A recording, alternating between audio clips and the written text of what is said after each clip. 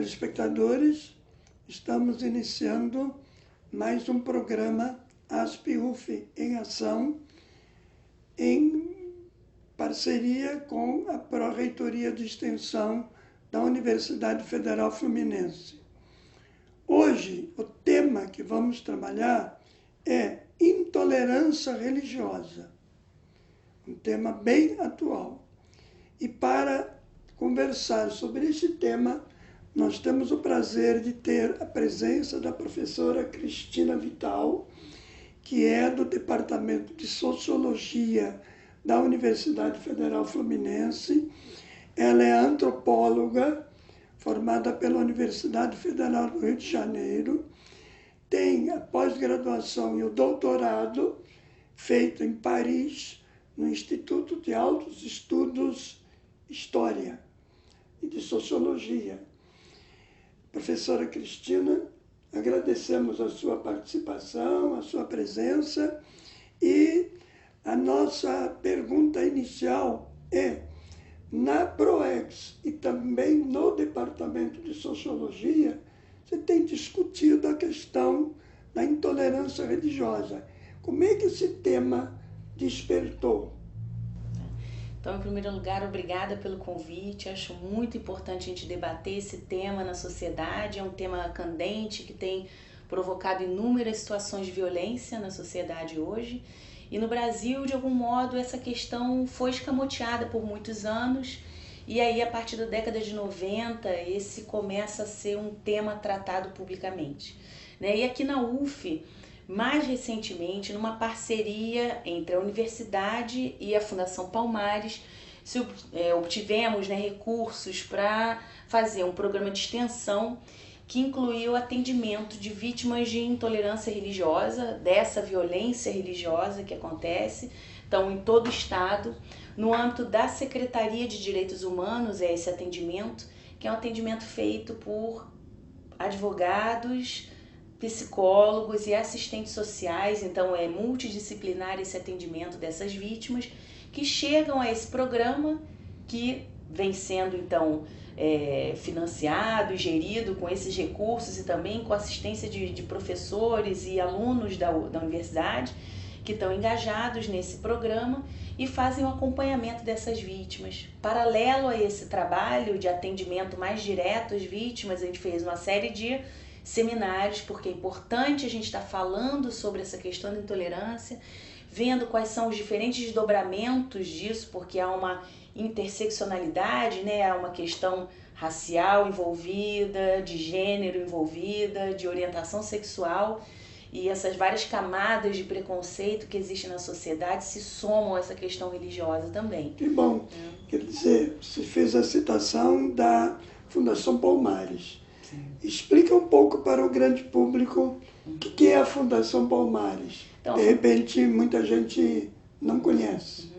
A Fundação Palmares é uma fundação que existe em âmbito federal, e que promove diferentes ações no que envolvem o combate ao racismo e às diferentes intolerâncias que existem no Brasil, já há alguns anos investindo nessa agenda, e em especial buscou a universidade, sensível a essa temática que a gente já vem elaborando tanto no Departamento de Sociologia quanto no Departamento de Antropologia, também com a professora Ana Paula Miranda, uma série de ações e pesquisas que observam essa questão da intolerância religiosa no Brasil. Então, a ideia era fortalecer essa agenda e, especialmente aqui no estado do Rio de Janeiro, que é o estado que no mapa nacional da intolerância é o estado que vem registrando maior número de casos de intolerância religiosa no Brasil. Historicamente, o Brasil é um pouco diríamos assim, uma miscigenação de origem indígena, europeia e africana. Os indígenas, donos da terra, no início. Os portugueses, os europeus, vindo para cá, teoricamente, na religião cristã, na sua grande maioria.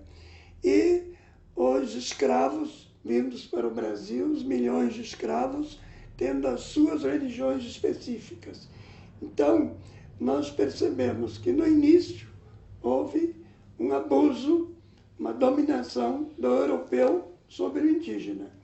E mais recentemente, me parece, e aí gostaria que você explicasse isso, o direcionamento dessa intolerância está se dirigindo muito para as religiões de origem afro. É isso? Esse é um ponto bem importante a gente pensar que isso que a gente chama agora de intolerância religiosa é um fenômeno, né? Essa violência contra a religião do outro, ela é fundante do nosso Estado, digamos assim, né? Desde a colonização, isso já era um elemento chave na conformação do que foi se chamar depois o Brasil, né? A conformação do nosso Estado moderno.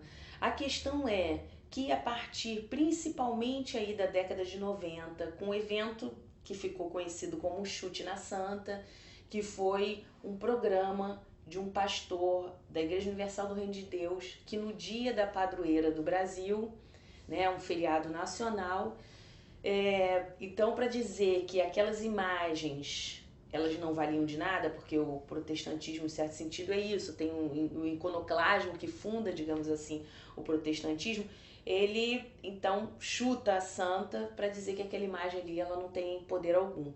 Aquele evento ele marca, digamos assim, publicamente isso que vai se chamar de intolerância religiosa no Brasil, né? E a partir daquele momento a gente vê principalmente algumas denominações religiosas, uma matriz específica aí reconhecida como os neopentecostais, né, que seriam a terceira onda do pentecostalismo no Brasil, que são esses pastores, lideranças religiosas principalmente envolvidas nesses episódios e que propagam uma mensagem que envolve aí a teologia do domínio. A gente fala muito da teologia da prosperidade hoje em dia, mas de fato aí a teologia do domínio que prega a existência desse inimigo a ser combatido, né? Nessa terceira onda, digamos assim, do pentecostalismo, esse inimigo a ser combatido, ele é um inimigo que tem um lugar nas religiões de matriz afro-brasileira, né? Que aí marca esse lugar das entidades, dos orixás, desses espíritos, que nessa batalha, nessa guerra conflagrada que seria o mundo, seriam então esses cristãos contra esse mal representado por essas entidades. E aí essas religiões acabam sendo o alvo principal da ação de algumas lideranças religiosas que identificam esses como os inimigos a serem combatidos. Isso no Rio de Janeiro está bastante localizado. Isso no Rio de Janeiro é muito forte porque implica na destruição de templos, né? Se a gente está falando de uma intolerância que acontece no Brasil, que é uma intolerância que é o preconceito, a agressão contra o outro, né? Essas falas e ameaças, aqui no Rio de Janeiro, além dessas falas, ameaças e o preconceito, tem ainda o fato dessa violência material relativa a essas lideranças religiosas, assim como também os seus templos, os lugares de culto. Então a gente tem a cada 15 horas um caso registrado. Inclusive há estatísticas dizendo que o aumento desse iconoclastismo, como é que chama isso? Essa intolerância a diferentes manifestações de religião teria crescido no Brasil nos últimos anos na base de 5.000%. Sim. E localizado muito, como você diz, nessas crenças neopentecostais. Porque se a gente for analisar as chamadas religiões históricas, mesmo as religiões protestantes históricas, elas não têm no bojo delas esse iconoclasmo. Como é que chama desse? Esse iconoclasmo, né? Esse iconoclasmo. Não tem. O que tem são as religiões últimas fundadas. E elas chegam, inclusive, a mandar invadir terreiros, a mandar destruir imagens e todo o simbolismo que representa para eles o símbolo do mal.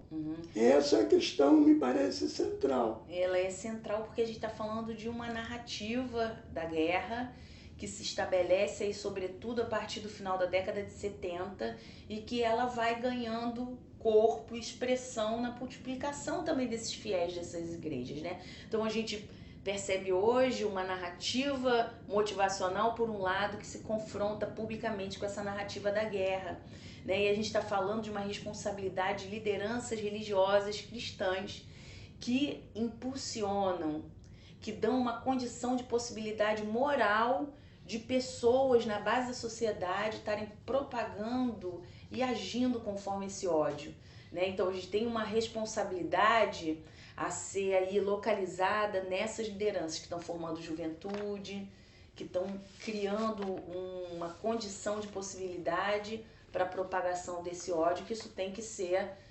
impedido legalmente, o Estado tem que atuar nesse sentido.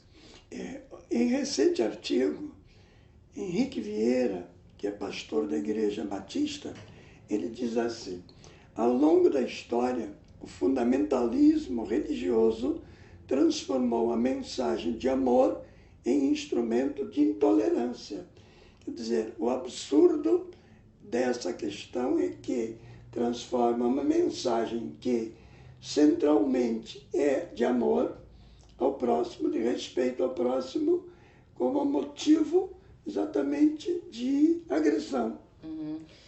O pastor Henrique Vieira, ele tem um trabalho muito importante, ele é um pastor jovem e que está falando para quem é também da igreja, quem é também evangélico e para fora da igreja também. Ele vem fazendo um trabalho bem importante na difusão de uma mensagem de paz e que envolve articular a Bíblia para trazer essa mensagem importante, né? Então, assim, ele fala para dentro das igrejas, trazendo essa mesma fundação da palavra para dizer da paz e da importância da tolerância.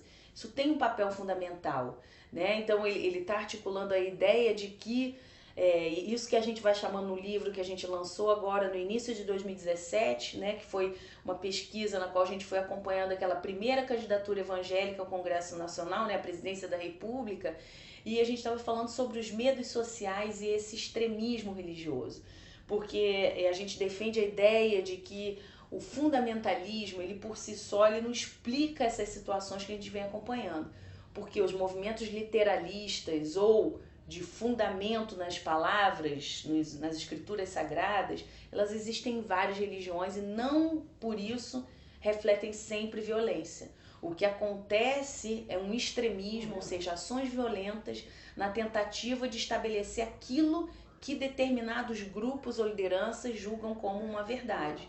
Então, o que o Henrique Vieira, nesse trabalho, assim como outras lideranças evangélicas também estão trazendo, é a importância de se pensar sobre o que é uma disputa sobre o que é o cristianismo e sobre o que é a mensagem religiosa, a importância dessa mensagem para o associativismo pacífico, para a construção de uma sociedade mais pacífica e consciente, né? Que tem uma coletividade mais saudável. Perfeito. Então é uma atuação importante, porque nós pesquisadores, a gente vai trazendo informações, pesquisas, a gente vai atuando de um outro modo, né? A atuação dessas lideranças religiosas no combate à intolerância, ela tem sido muito importante. Telespectadores, chegamos ao final do nosso primeiro bloco, mas continuem conosco. Daqui a um instante, continuamos a conversar com a professora Cristina Vital.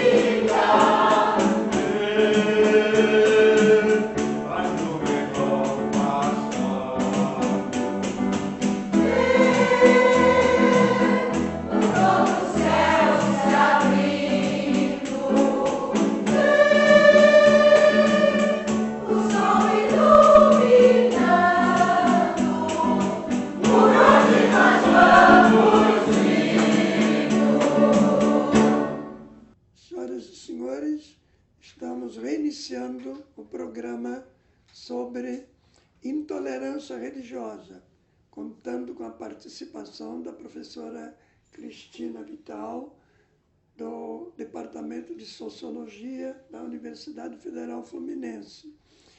No primeiro bloco, conversamos um pouco sobre a raiz dessa questão toda da intolerância religiosa. O termo intolerância, ele é um termo que entra tanto na questão da religião, como entra em outras questões sociais. E até um artigo interessante do Frei Beto, que diz que a tolerância é filha da democracia. A gente poderia dizer, então, que a intolerância não é democrática. Então, há aí uma confusão, uma intersecção de um problema religioso e de um problema de democracia, de respeito às diferenças, porque as pessoas não conseguem perceber de que numa democracia somos diferentes, temos pontos de vista diferentes, mas acima disso está o respeito de cada um e a liberdade de ter um ponto de vista diferente. Seria essa uma questão também que está permeando a intolerância, especialmente voltada às culturas afro.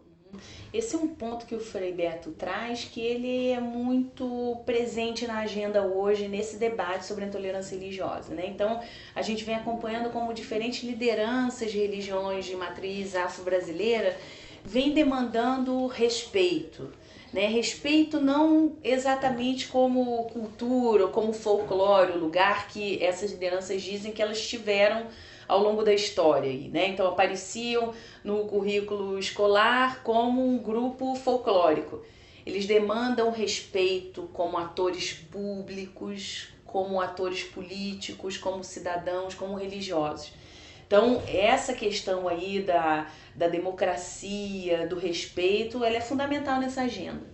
O que a gente vem acompanhando também mais recentemente é isso que um autor da nossa área, da sociologia, chamava de uma retorção do argumento. Então, isso que se estabelece como democracia e a convivência dos diferentes, para determinados grupos, vem sendo apresentado como: eu posso falar sobre a minha crença publicamente, eu posso falar que o mal está localizado em determinados grupos, em determinadas práticas, porque isso é democracia. Ou seja, se um grupo, Frei Beto e outras pessoas, assumem que respeitar o outro e agir democraticamente é você não insuflar o ódio, não insuflar a discriminação em relação a um outro ou a grupos inteiros, o que determinados atores na agenda pública fazem hoje é, pelo contrário, afirmar a democracia no sentido de que na democracia eu posso inclusive falar sobre a minha impossibilidade ontológica, existencial, filosófica de lidar com determinados grupos. Então a gente vai acompanhando como é que a democracia ela vai se fazendo, né? Porque não existe uma democracia, existe filosoficamente uma democracia, existe num certo plano político que é uma democracia, mas ela vai se construindo. O projeto sempre em construção. Exatamente. E agora a gente está vendo a força do encontro desses atores e que democracia é essa que a gente está fazendo no Brasil atual.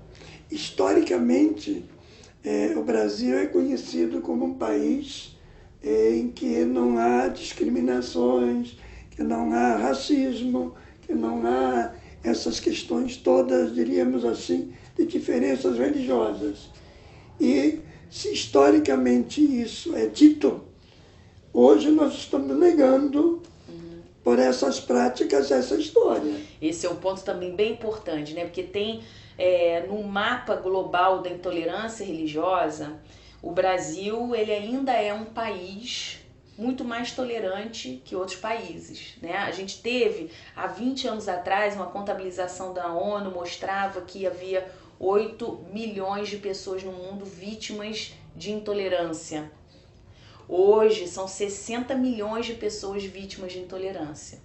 Né? Um número que cresceu muito em razão de diferentes conflitos que articulam isso, conflitos étnicos, territoriais e que se somam à questão religiosa. né? Então, uma questão muito grave no mundo todo. E o Brasil, nesse sentido, ainda é um país reconhecido nesse mapa global como um país tolerante em relação a ditaduras, principalmente, né, na China, outros países, né? Mas a gente tem observado no Brasil é que isso que era um dado contido, né, uma questão que era como um segredo público, alguma coisa que as pessoas sabiam desse preconceito em relação aos religiosos, o Estado Nacional, ele perseguia essas religiões, né? A gente hoje está falando de uma difusão dessa violência, dessa intolerância, que lideranças e alguns fiéis se articulam contra esses religiosos, principalmente de matriz afro-brasileira.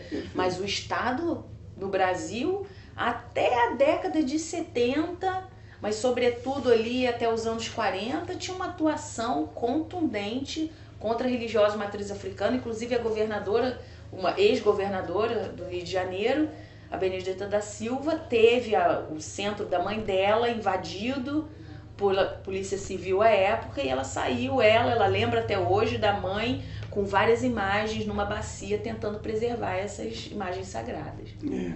A senhora é autora de um livro que tem um título instigante, Oração do Traficante. Poderia explicar um pouco o porquê desse título e o que é esse livro? Então, Oração do Traficante, uma etnografia, um livro que foi publicado pela Garamond, a gente lançou em 2015. E nesse livro ele é resultado de uma pesquisa de longa data realizada na favela de Acari e comparativamente também depois no Santa Marta, né? Pensando dois territórios da cidade distintos para pensar a diferença entre favelas e também sobre cultura nessas localidades. E aí um elemento fundamental foi pensar a religião. Vim acompanhando 3 décadas de imagens, sobretudo aí na favela de Acari, e percebendo que essas diferentes imagens marcavam diferentes dinâmicas sociais que envolviam economia, tráfico, política e também religião. E aí fui acompanhando como é que a mudança naquelas imagens religiosas, elas estavam informando também mudanças que diziam respeito à religião que predominava ali naquela comunidade, naquela localidade, assim como também a religiosidade dos traficantes. E aí tinha um primeiro momento de imagens, que eram essas imagens mais ligadas a um catolicismo popular, que misturava também essas imagens de entidades e orixás. Num segundo momento de imagens que eram a produção de textos bíblicos, mas sobretudo aqueles do Antigo Testamento, aquele Deus da guerra, aquele Deus que protege, o Deus de Davi, né? E aí eram formados, assim, eram textos apresentados numa estética que era aquelas estéticas de papiros, né, que remetia a toda essa estética do Antigo Testamento. E um terceiro conjunto de imagens que já aparecia distinto. Já eram imagens que apareciam a partir de grafites com letras arredondadas, cores alegres, que tinham uma estética mais jovem, articulavam quadrinhos, né, desenhos em quadrinhos, e tudo aquilo, como é que mudanças naquelas imagens estavam refletindo mudanças na religiosidade, numa certa composição política local, né? E aí, ao longo desse período todo de acompanhamento de pesquisa, eu fui observando essa mudança na expressão de fé desses traficantes, e Oração de Traficante é resultado, né, digamos assim, esse título, ele marca um episódio, né, que eram os traficantes que todos os dias, às 5h30 da manhã, faziam uma oração em 500 radinhos, né, que eram radinhos que traficantes ali da favela e de comandos amigos escutavam conjuntamente e rezavam junto a essa oração, que era em parte uma orientação para as lideranças, pedido de proteção, e terminavam rezando um Pai Nosso. Então, vim acompanhando essas mudanças e que a gente está vendo agora. Essa pesquisa, eu falei sobre essa questão do tráfico da religião, muito antes até disso aparecer na mídia, já em 2006 eu estava falando sobre isso. O primeiro caso registrado na mídia foi em 2008. E a partir de então a gente veio acompanhando esses casos de intolerância envolvendo esses atores. Porque no fundo é uma contradição e ao mesmo tempo uma ironia. Porque você, por exemplo, terminar uma pregação pelo rádio desta forma e você terminar com a oração de um Pai Nosso, que na realidade Pai Nosso, ou nosso, significa que é coletivo. Então, em nome disso, você vai pregar, por exemplo, uma invasão de um terreiro, ou você vai pregar uma discriminação a religiões que são diferentes da nossa, há uma total contradição, e aí entra o fanatismo. Sim. Entra o fanatismo que, me permita dizer, um fanatismo cego. Não? E eu acho que aí agora a gente está num momento fundamental de pensar quais ações públicas a gente vai implementar no sentido de combater isso. Né? Aqui na UF, com essa ação aí em parceria da Fundação Palmares com a PROEX, a gente está tendo uma ação importante ali de acompanhamento dessas vítimas de intolerância religiosa no Estado, outras ações que têm a ver não só com atendimento a essa população que sofre essa intolerância, mas é também a gente trabalhar no sentido de campanhas, né? Campanhas que tragam a conscientização da importância do respeito ao outro. E as campanhas, elas são muito importantes. Mal comparando, eu tenho 43 anos, mas assim, eu acompanhei as campanhas em torno da utilização do cinto de segurança. Foi uma coisa absolutamente efetiva, como a gente vem acompanhando também a questão da bebida e do uso do carro. Então, assim, mal comparando, porque aí são questões mais filosóficas, importantes, que dizem respeito a outros preconceitos na sociedade, mas é importante a gente investir na impossibilidade de se implementar de se alastrar esse discurso do ódio que localiza o mal em grupos inteiros de pessoas, né, que acreditam no que elas quiserem acreditar. A gente tem que ter uma ação pública e estatal contundente no sentido de coibir essas ações intolerantes. A UF, eu acho assim que está tendo uma medida importante nessa parceria aí com a Fundação Palmares. E de repente até uma parceria público com igrejas que tenham uma influência histórica no país. Porque na realidade é uma profunda falta de respeito e aí é um atentado a qualquer religião bíblica. Porque a essência da religião exatamente é você reconhecer no outro um ser igual a você. Sim. As lideranças religiosas, elas têm um papel muito importante nesse sentido, né? Você falou aí do Henrique Vieira, muito bem trazido esse caso, Frei Beto, outras lideranças religiosas são importantíssimas nesse processo, porque eles estão se comunicando com a própria base, né? Então, assim, cada um nessa história, políticos, sociedade civil, religiosos, pesquisadores, têm um papel nessa história aí da gente combater intolerâncias que acontecem na nossa sociedade, lembrando que a intolerância religiosa, ela é interseccional, né? É um preconceito que é étnico, é religioso, é sexual, né, de gênero. Então há muitos preconceitos que se revelam nessa intolerância religiosa e a gente tem que atuar de modo contundente no combate a essa violência. Nós estamos chegando ao final do nosso programa. Agradecemos a presença e a participação muito lúcida da professora Cristina Vidal, tratando o tema intolerância religiosa, e estamos motivados todos a ler, inclusive, o seu livro, Oração do Traficante, para que a gente possa se esclarecer mais ainda e, sobretudo, ser elemento de ligação para que acabemos com esse tipo de intolerância.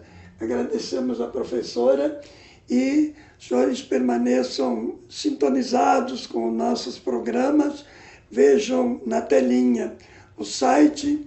Nossos programas estão sendo divulgados tanto pelo site da ASP-UF, quanto pelo UFTube, pelo YouTube.